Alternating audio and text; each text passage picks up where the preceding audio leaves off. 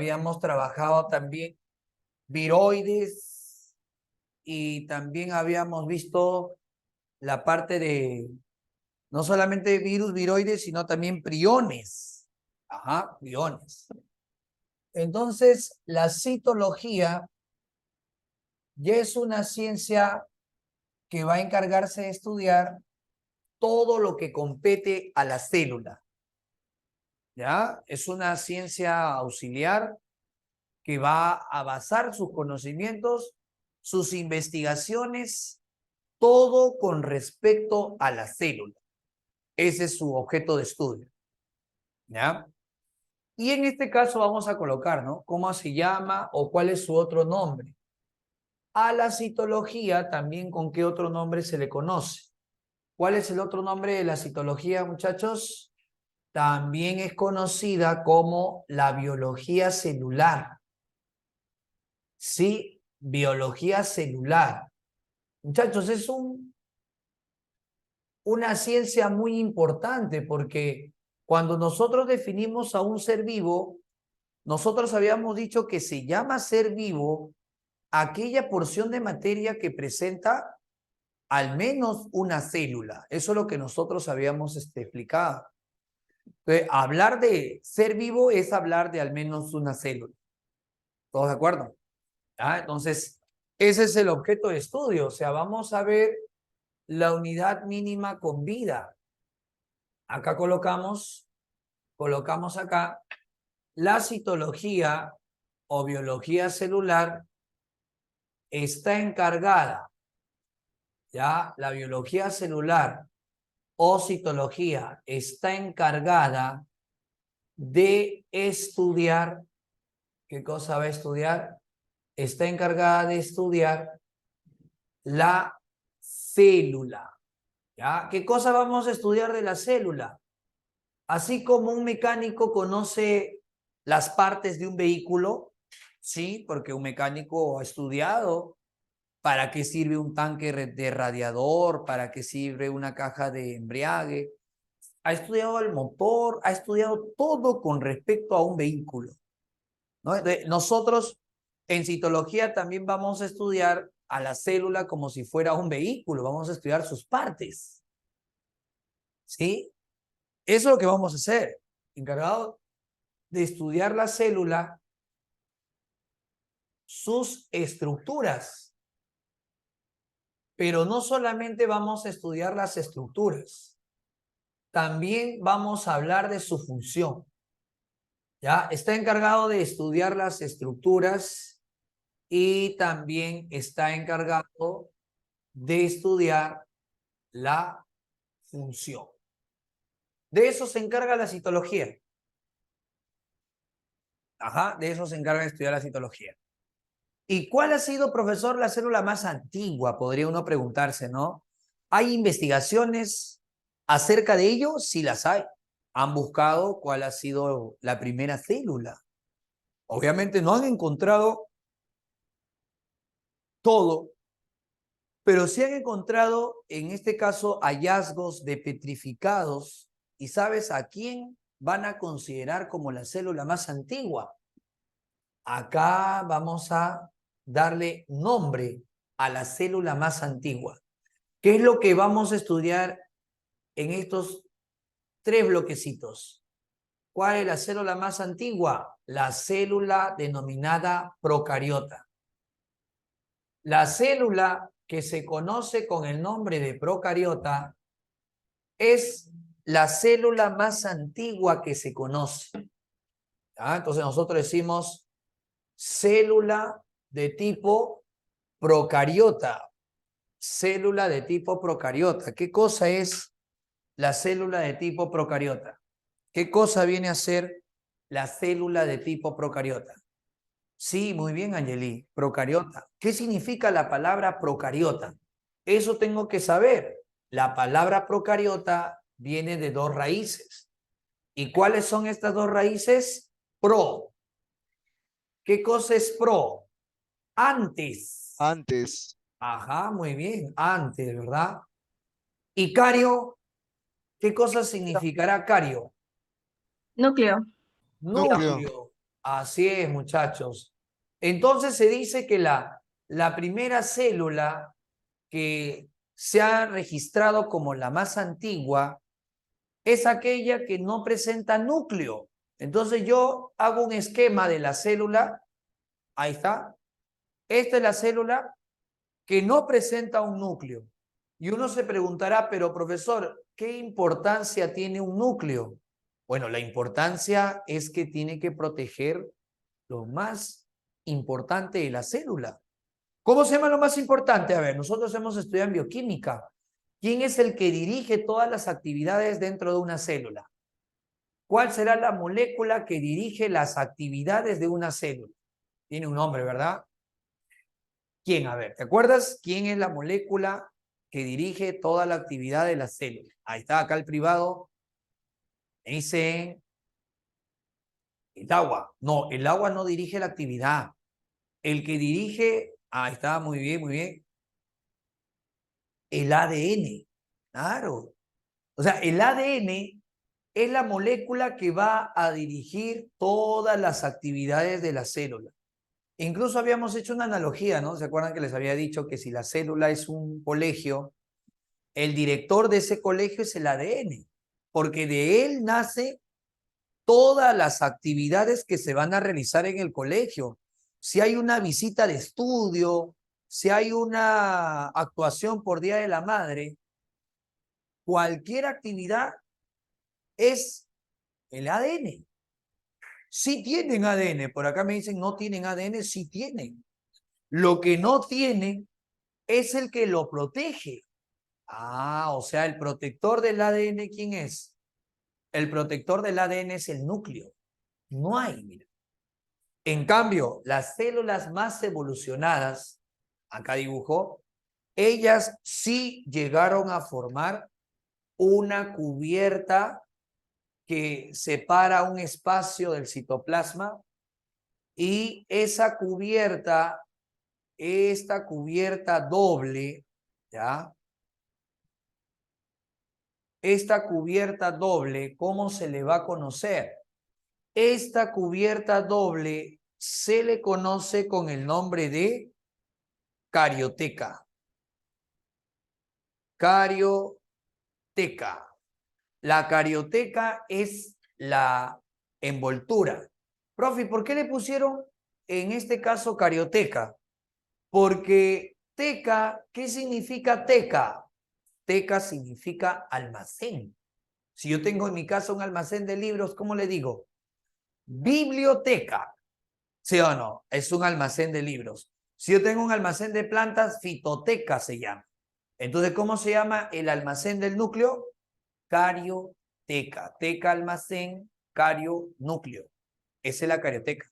Dime, ¿él tiene carioteca? No hay carioteca, profe. Correcto. Si no hay carioteca, no hay un núcleo definido. ¿Ya? Sin carioteca. Lo que define un núcleo es la carioteca. Entonces, pongo, no hay núcleo. ¿Por qué? Porque no hay carioteca. En cambio, acá, como hay carioteca, sí hay núcleo. Esa es la consecuencia. Pero, ¿cómo le han llamado entonces a la región donde está su ADN? ¿Cómo le han puesto? Le han puesto parecido al núcleo. Ah, está muy bien, Cristian.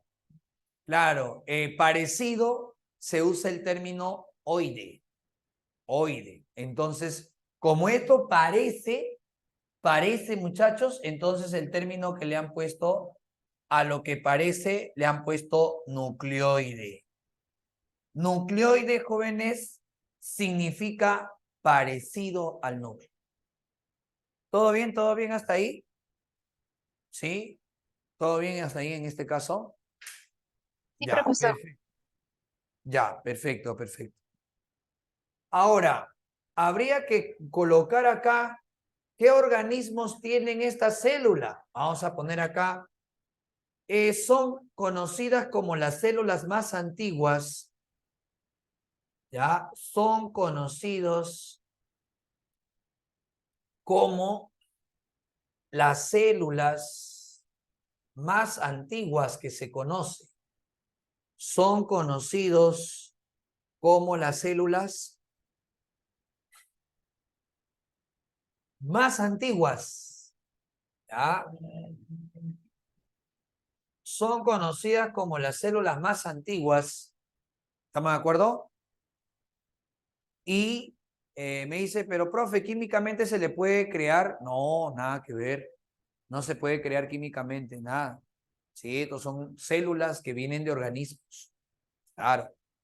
Me dice, nucleoide es parecido al núcleo. Claro, nucleoides parece un núcleo. No es, ¿no? Parecido. Son conocidos como las células más antiguas y están presentes en ¿qué tipo de organismos? Están presentes en 3 organismos, muchachos. ¿Cuáles son estos 3 organismos que van a estar presentes esta célula llamada procariota? ¿Qué organismos estará presente, jóvenes? ¿Cuáles ¿Las serán? bacterias? Las bacterias. Muy bien, claro. Uno de ellos son las bacterias. Excelente. Hay otro que se conoce con el nombre de cianobacterias. Sí, bacterias. También hay otros que se conocen con el nombre de cianobacterias. Y hay unas que se pensaba que eran las más antiguas. Se pensaba, muchachos, que era la más antigua. ¿Cuál es? La que se pensaba que era la más antigua se ¿Arqueobacterias? conoce arqueo. Arqueo es antiguo. Arqueobacterias. Solamente ellas presentan esta célula llamada procariota. ¿Ya? Solamente ellas pueden presentar esta célula que hemos representado en la pizarra llamada procariota.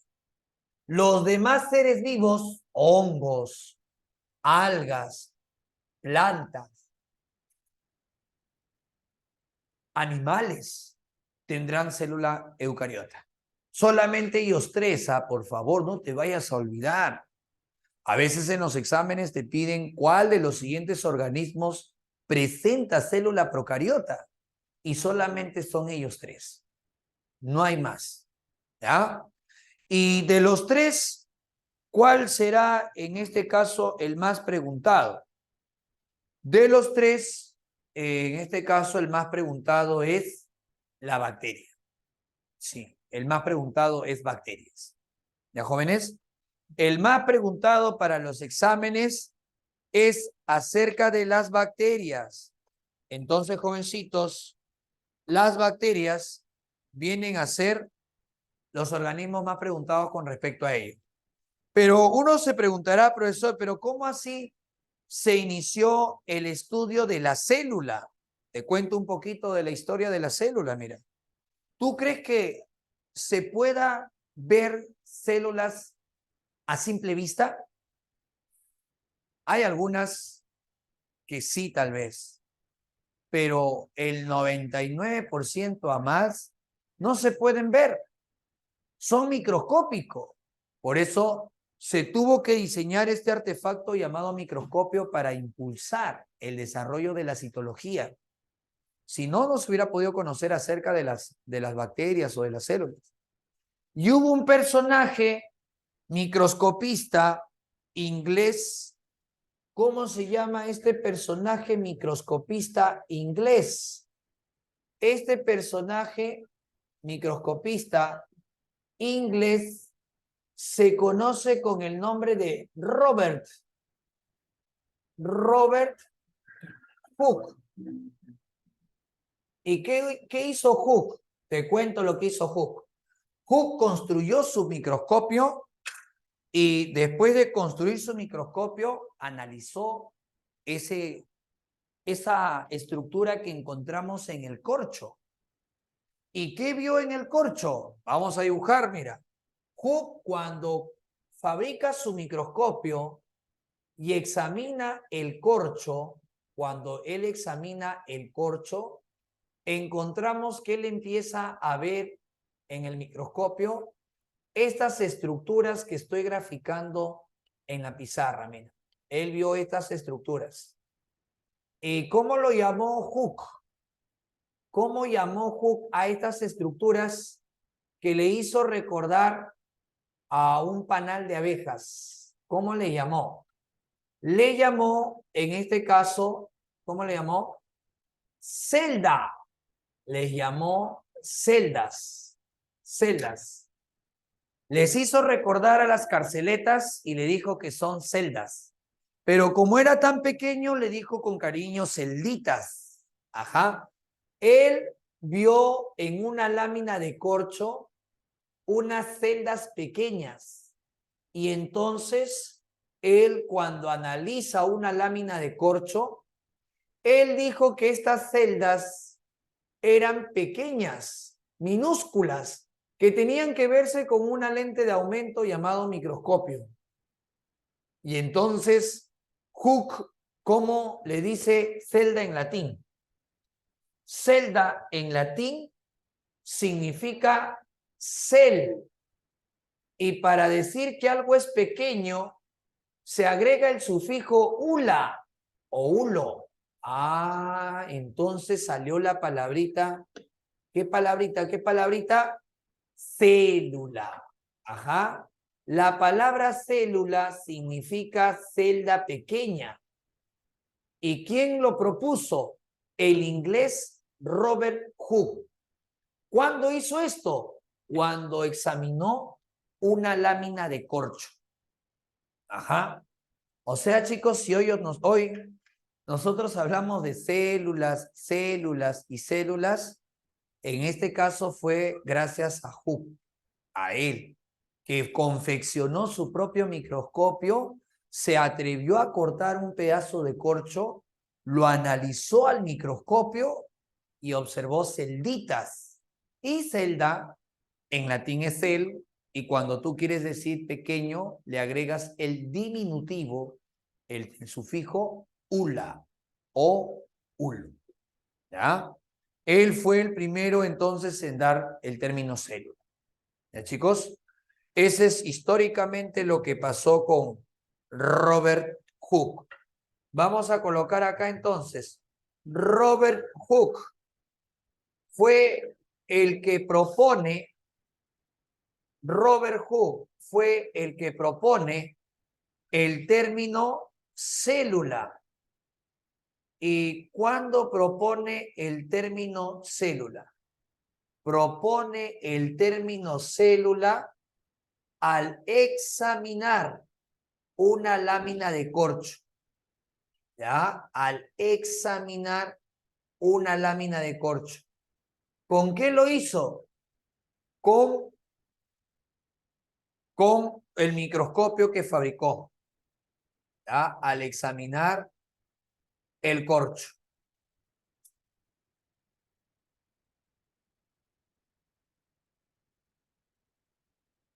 Ya está. Eso fue el gran aporte de Robert Hooke. ¿Entendido? ¿Ya? Después vino otro personaje. Vamos a poner su nombre también. ¿Ya? Pero esta parte, si por ahí te sirve, anótalo, tómale una captura. Esa parte de procariota y eucariota lo voy a borrar. Me dice, profe, entonces se puede decir que él fue el que creó el microscopio. Nelsi, investigaciones que se hicieron relatan que el primer microscopio que se fabricó fue en Suiza, mucho antes que Hooke. Una familia de artesanos llamados Janssen. Gracias, Hilary, gracias, Luz, por compartir ahí la foto. Se dice que los artesanos que pulían vidrios se dieron cuenta que colocando un vidrio sobre un libro, sobre un objeto, la imagen se veía más grande. Entonces, ellos fueron los primeros, la familia Janssen. Y después, en base a lo que hizo esta familia de artesanos de vidrio Janssen, muchos hicieron lo mismo y uno de ellos fue Robert Hooke. No podríamos decir que él inventó el microscopio, pero sí podríamos decir que él analizó por primera vez una célula vegetal. Ajá, eso sí podríamos decir, ¿ya?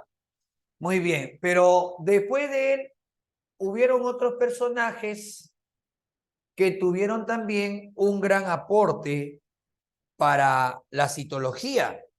Sí, tuvieron un gran aporte. Por ejemplo, un personaje se atrevió a decir, se atrevió a mencionar que la célula solamente puede provenir de otra célula.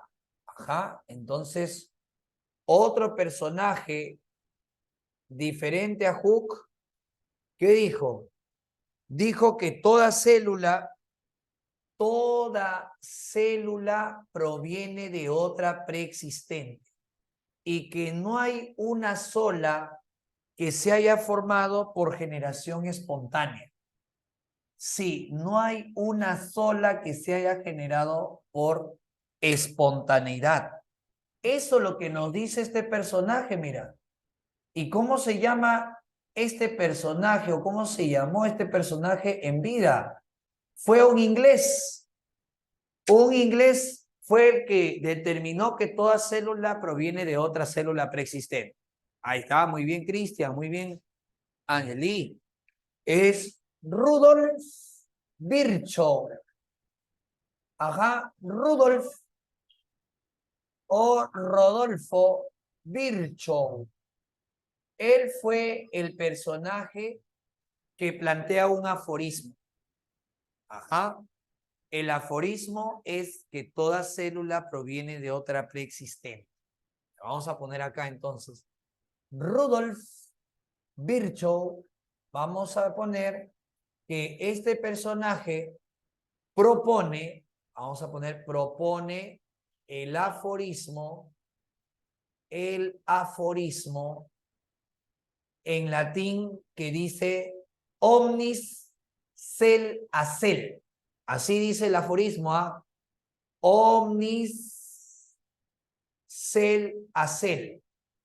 ¿Qué cosa quiere decir, profesor, este término latín?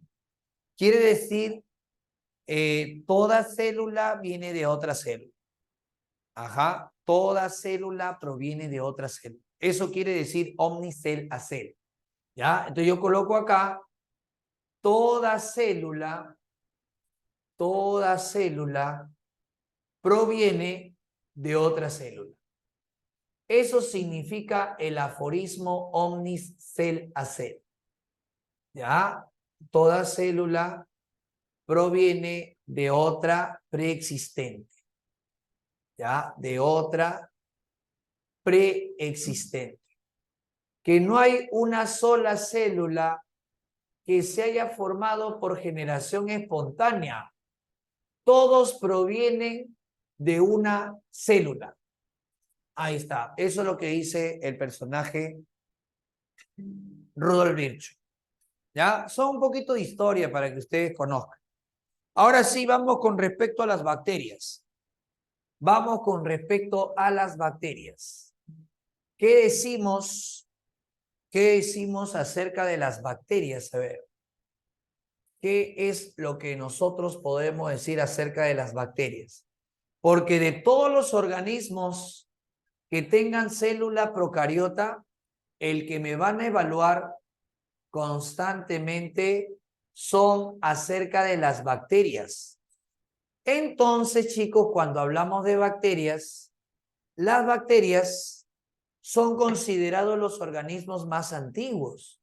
Así es, son los más antiguos. Y hay que saber cuáles son sus características. ¿Cuáles son las características que presenta una bacteria? A ver, veamos acá, características de una bacteria.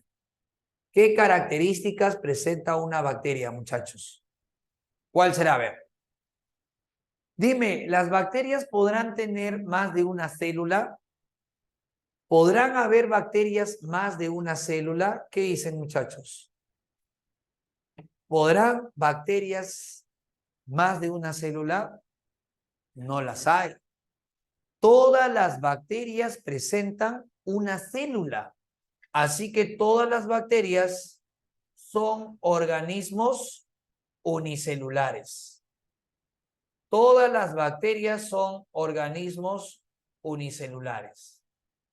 No hay ni una sola bacteria que esté formada por más de una célula. Todas son microscópicas, no las podemos ver a simple vista. ¿Ya? Otra cosa, ellos son procariontes. ¿Y por qué procariontes? Porque su célula es procariota. O sea, al organismo que tiene célula procariota se le llama procarionte. No hay carioteca, no hay núcleo. Su ADN está desprotegido, ¿cierto? Y otra cosa, una bacteria tendrá capacidad de fabricar alimento o podrá consumir alimento. ¿Qué hace una bacteria, chicos? ¿Ah? Una bacteria, ¿Es algunas heterótrofa? fabrican alimento. Por eso, ¿cómo le llaman a estas bacterias que fabrican alimento? Autótrofas. ¿Sí? Hay bacterias que van a fabricar su propio alimento, se le llaman bacterias autótrofas. Y hay otras que no pueden hacerlo y tienen que conseguirlo de otra fuente. ¿Cómo se les va a llamar? Heterótrofas. Ya, chicos, hay de dos tipos, autótrofas y heterótrofas. Hay de los dos. ¿Sí? Por ejemplo, cuando una bacteria causa una enfermedad a nuestro cuerpo, ¿qué será? ¿Autótrofa o heterótrofa? A ver, piensa un poquito. Una bacteria que causa enfermedad, ¿será autótrofa o será heterótrofa? Heterótrofa. Heterótrofa, claro. ¿Por qué? Porque si está causando daño a otro, es porque no puede fabricar su propio alimento. En cambio, claro, depende de un animal o de nosotros para poder aprovecharse, ¿no? Exacto. En cambio, hay bacterias que están en los ríos, están en las lagunas, y ellas hacen fotosíntesis igual que las plantas. No necesitan causarle daño a nadie. ¿Te das cuenta? Entonces, hay de ambas. Algunas son autótrofas, algunas son heterótrofas. ¿Ya? Y otra característica, si yo les pido a ustedes, chicos, traigan bacterias, vamos a analizar al microscopio bacterias, quiero que traigan bacterias, ¿a qué parte tendrían que ir para conseguir bacterias? A ver, si queremos analizar al microscopio bacterias, ¿de dónde conseguimos las bacterias? ¿Dónde se encuentra? Ya algunos me dicen, profe, en el yogur. Ya, muy bien. ¿Dónde más puede estar? En la saliva, dice Angeli, claro, también. ¿Ya? ¿Dónde más? Agua estancada, en la piel, en la fermentación. Claro, las bacterias jóvenes también están en las plantas, sí. Las bacterias están en todos lados. En estos momentos, todo lo que me está rodeando, todo el aire que me está rodeado de bacterias. Donde tú te encuentras también, todo el ambiente está con bacterias. El moho se refiere más que nada al hongo, no a la bacteria. El moho es otra cosita. Ya, por ahí me escriben al privado el moho. No, el moho es un hongo. Es distinto a una bacteria. Vamos a ver en qué. Ya, la leche, mi laptop, claro, todos los objetos que te están rodeando están con bacterias. El piso, el aire que respiras, tu piel, los objetos inanimados, todo tiene bacteria, todo. Tu gato también, claro, todo. La lengua. También la boca, por dentro tenemos bacterias. Y profe, ¿por qué si el aire que nos está rodeando tiene bacterias, por qué no nos enfermamos? Porque tenemos barreras de defensa. Entonces tenemos una saliva, tenemos un jugo gástrico, tenemos una piel que es una barrera de defensa. ¿Ya? Pero las bacterias están en todos lados. Por eso se denominan cosmopolitas.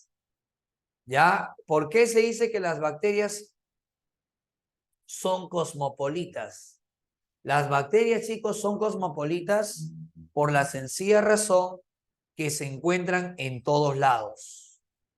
¿Ya? Están en todas partes.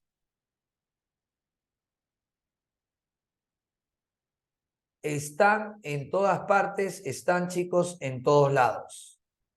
¿Estamos de acuerdo? ¿Sí?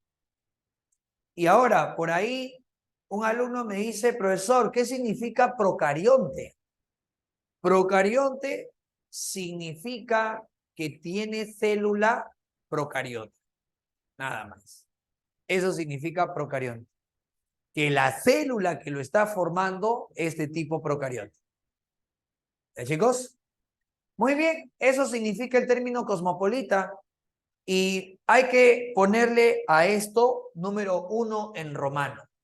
¿Qué estoy poniendo acá? Las características generales que tienen las bacterias. Eso vendría a ser las características generales. Chicos, pero cuando uno escucha el término bacteria, si salimos a la calle a encuestar a las personas, decimos, señor, ¿usted qué piensa de las bacterias? Señorita, ¿usted qué piensa de las bacterias? Señora, ¿usted qué piensa de las bacterias? Niño, ¿qué piensa de las bacterias? Niña, ¿qué piensa usted de las bacterias? ¿Qué es lo que vamos a encontrar en común en sus respuestas? Claro, ¿sí o no? Son dañinas, son malas, perjudiciales, enfermedad, todo lo malo, ¿sí o no? Claro, claro. Pero eso es totalmente falso. Solamente el 9 a 10%, solamente el 9 a 10% causan enfermedades. Nada más. ¿Qué? El 90%, profe, ¿qué causa? Beneficios al hombre y a los distintos seres vivos. O sea, en conclusión, las bacterias en el planeta son más beneficiosas que perjudiciales. Ajá. Eso es, y por eso vamos a revisar cuáles son esas importancias. Tengo que saber, porque la Universidad San Marcos, por ejemplo, ha preguntado acerca de las importancias de las bacterias. Sí, ha preguntado sobre las importancias que nosotros estamos teniendo acerca de las bacterias. ¿Estamos? Primera importancia, a ver, profe, primera importancia. La primera importancia que vamos a ver es en el plano industrial. De repente, por ahí algún muchacho que me está escuchando ha decidido estudiar ingeniería industrial. ¿Y por qué las bacterias son importantes en la parte industrial? Porque, acá viene el porqué, porque elaboran alimentos. Sí, en la industria de algunos alimentos se van a utilizar bacterias. Entonces yo pongo acá la importancia industrial. ¿Qué cosa significa? La importancia industrial significa que algunas elaboran alimentos. Algunas elaboran alimentos. Y esos alimentos principalmente son los lácteos. Sí, los lácteos. ¿Como cuáles, por ejemplo? Ahí hace ratito mencionaron algunos, ¿verdad? Claro, como por ejemplo el yogur, el queso, la mantequilla, el yogur, el queso, la mantequilla. Jóvenes, estos alimentos han sido elaborados en base a fermentaciones que han hecho la bacteria. Sí, o sea, si queremos hacer yogur, necesito bacterias encargadas de la producción de yogur. Y San Marquitos ha preguntado cómo se llaman esas bacterias. ¿Cómo se llaman a estas bacterias, en este caso, encargadas de la producción de yogur? Se llaman lactobacillus. Ajá, lactobacillus. Lactobacillus. Claro, hay bacterias que son buenas, exacto, a eso es lo que queremos llegar. Queremos llegar a que hay bacterias que son beneficiosas y que hoy en día no tendríamos este alimento yogur si no hubieran este tipo de bacterias. Tampoco tendríamos vinagre si no hay una bacteria que produzca el vinagre, el ácido acético. Sí, jóvenes, entonces ha sido importante que las bacterias sean utilizadas en la industria para elaborar alimentos, ¿ya? Para elaborar alimentos. Acá, la bacteria que yo estoy resaltando se conoce con el nombre de los lactobacillus, ¿ya? La bacteria que estoy resaltando son los lactobacillus. Ellos son los que estamos resaltando. ¿Qué hacen los lactobacillus? Fermentan la lactosa de la leche para producir yogur. Fermentan el azúcar lactosa de la leche para poder producir el yogur. ¿Ya? Eso es lo que hace ellos. Pero tengan cuidado. Por ahí algunos han puesto que, profe, ¿y qué pasaría si me dicen que produce el etanol, la cerveza? ¿La bacteria produce la cerveza? ¿Sí? ¿La bacteria produce la cerveza? No, tengan cuidado. La bacteria no produce cerveza. La bacteria no produce vino. La bacteria no produce chicha de jora. ¿Quién produce entonces? La levadura. Así es, Miguel. ¿Y la levadura qué es? ¿Es bacteria? Oh, se suele confundir con quién, a ver. ¿La levadura qué es? Es un hongo utilizado para elaborar el vino, para elaborar el pan. Sino como la levadura y la bacteria son unicelulares, mucha gente lo confunde, ¿no? Piensa que son lo mismo. Ajá.